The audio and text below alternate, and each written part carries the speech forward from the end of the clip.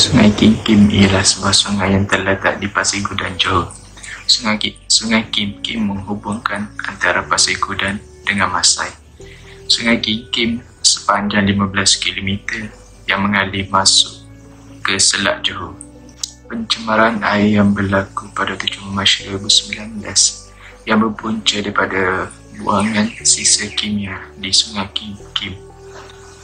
Pembuangan haram itu mengeluarkan bahan toksik dan menjejaskan ribu orang masyarakat sekitar dan 2,775 orang menerima rawatan.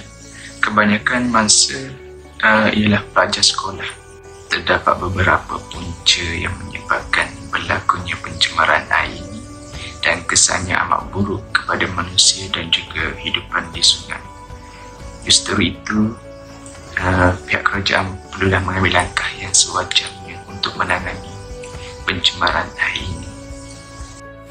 Jadi punca berlakunya pencemaran Sungai Kim adalah disebabkan pembuangan sisa toksik daripada kilang berdekatan. Kesan daripada pencemaran tersebut membawa kepada 3 gelombang, iaitu yang pertama pada 7 Mac permulaan pencemaran berlaku, yang kedua adalah pada 11 Mac dan gelombang ketiga pada 20 Jun 2019.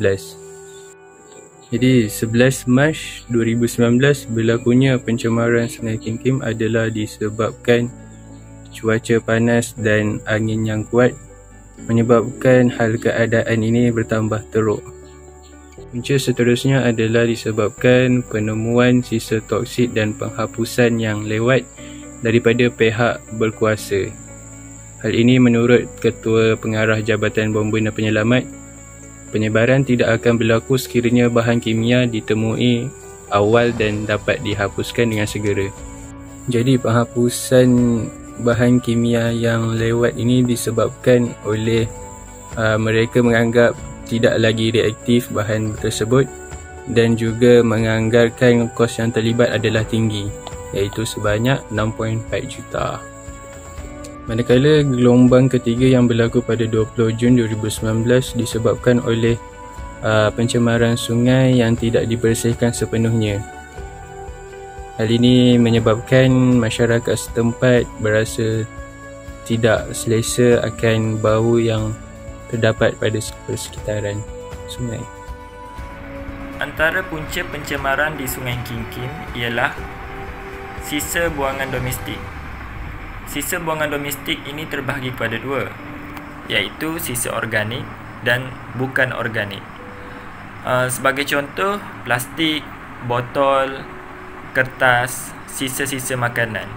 Sisa domestik ini lebih dikenali sebagai hasil buangan aktiviti harian manusia. So, terdapat beberapa individu di sekitar Sungai Kim yang tidak bertanggungjawab dan mementingkan diri sendiri telah membuang sisa-sisa tersebut di kawasan Sungai Kim. Ini mengakibatkan Sungai Kim tercemar. Assalamualaikum warahmatullahi wabarakatuh dan salam sejahtera. Kesan seterusnya ialah kesihatan juga akan terjejas akibat daripada pencemaran Sungai Kim kerana sumber utama kehidupan adalah air. Apabila air tercemar, berbagai penyakit akan menimpa. Justru itu, air akan berkurangan sekiranya tidak dicegah. Memulihkan air juga memerlukan kos belanja yang besar. Selain itu, aktiviti seharian tidak dapat diteruskan, contohnya membasuh baju, makan, mandi dan sebagainya. Pencemaran Sungai Kim ini akan menyebabkan kehidupan akuatik dan ekosistem terancam dan pupus. Habitat seperti ikan, rumpai-rumpai, udang mati, menyebabkan air sungai menjadi berminyak dan kotor. Asid di dalam air sungai juga menjadi tinggi, sekaligus menyebabkan sungai menjadi kotor dan berbahaya kepada hidupan di dalamnya. Selain itu juga air sungai yang mengalir itu menjadi bermasalah kepada manusia jika meminumnya. Antara masalah yang akan berlaku ialah cirit-birit, sakit perut dan gatal-gatal. Oleh itu, marilah kita bersama-sama menjaga dan bertanggungjawab ke atas sungai kita supaya kita terhindar daripada segala penyakit dan wabak yang berbahaya. Hai guys, selamat pagi dan salam sejahtera saya ucapkan.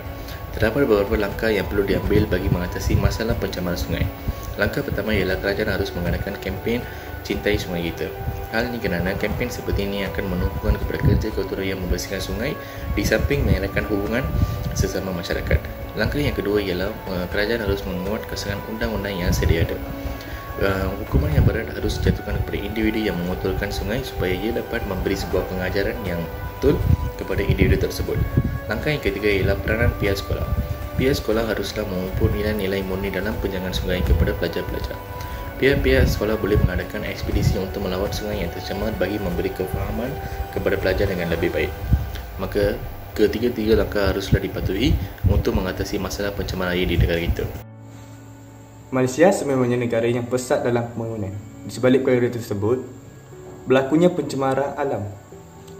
Antara pencemaran alam sekitar tersebut adalah pencemaran air, iaitu salah satunya di Sungai Kim Kim. Perkara itu berpunca daripada pembuangan sisa toksik daripada kilang-kilang berdekatan dan sisa domestik daripada masyarakat setempat. Kesan daripada perkara tersebut adalah kesihatan turut terjejas apabila individu ataupun masyarakat yang mengkonsumsi air tersebut dan menjejaskan hidupan akuatik sehingga diancam kepunahan. Antara langkah yang dijalankan oleh kerajaan adalah mengadakan kempen seperti kempen Cintailah Sungai dan menguat kuasa undang-undang yang lebih tegas kepada individu ataupun masyarakat yang membuang sisa toksik ataupun sisa domestik ke dalam sungai. Kajian ini berfokuskan tentang bahayanya pencemaran air kepada masyarakat.